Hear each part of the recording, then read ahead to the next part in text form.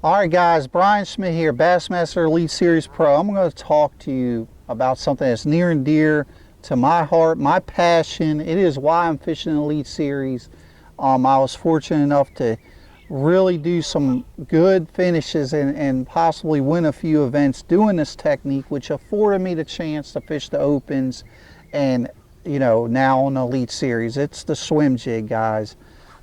This is my signature series design Hayabusa Little Schmitty, and I'm going to tell you all about this jig and why I designed it the way I did. So I fish a swim jig a lot deeper and slower than a lot of people. I'm targeting, you know, sometimes 2 to 3 foot, but that 4 to 10, 4 to 12 foot. I got 3 different sizes in this jig, and I fish this jig on 15-pound fluorocarbon. The lighter fluorocarbon lets me get a little deeper. I throw it out, I let it hit the bottom, and I slowly start reeling. I fish this jig around sparse vegetation or just offshore grass is where this really shines. So a couple key deals, guys. These eyes are bulging marble eyes. They reflect light on all angles. That's a really cool feature. So that jig's down there swimming and a fish could be behind it, below it, to the side, and those eyes are going to reflect a little light, gives a little bit better drawing power.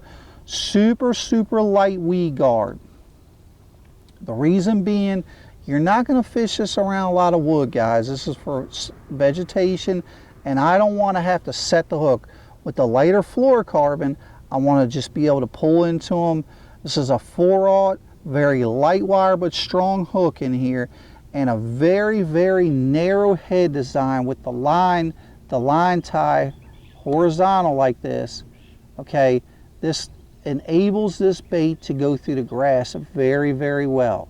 See how narrow it is here? This is the key. This is where it meets the vegetation first, and it just rubs right off of it. Doesn't get clogged up a lot. So, you know, I got 6 different colors in this jig. Every one of them has a specific mylar little flare to it. This is just another little deal here, guys. Give a little bit of flare. So this is a green pumpkin skirt with a little bit of blue mylar. We call this color the River Special. So I have this paired with a Missile Baits Chunky D. This trailer enables me to put off a lot of action at really slow speeds. This is going to provide more of a hovering swim. Now, this won't fish as deep as if you, let's just say you put on like a small swim bait on the back of it. Just a single tail swim bait will actually let it work a little bit deeper. So those are my 2 choices. I'll either go to a twin tail kicking trailer or a small swim bait trailer when I'm fishing this jig. Okay, so what am I targeting? I like sparse vegetation. So if you take a lake where we're from here, guys, you know, up north like this, and you have some leftover grass kind of offshore that's left over from the year before, those bass love it. And they see a lot of vibrating jigs.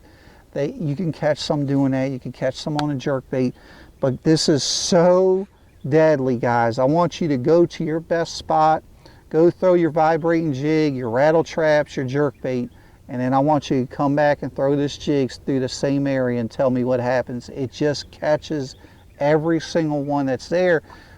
And there's times where the vibrating jig and the rattle trap definitely shines. I'm not saying it doesn't work, but this catches them better at times because it doesn't put off a lot of commotion. It kind of sneaks up on them, but it's a jig, and jig catches a lot of fish. So you want to look for that little bit of grass, sparse grass left over from the year before. Young grass is starting to grow, and key in on that, you know, 4 to 8 foot to start. You know, some of it might even be a little deeper, and let it hit the bottom and slowly start reeling, and you know you're going to have good success.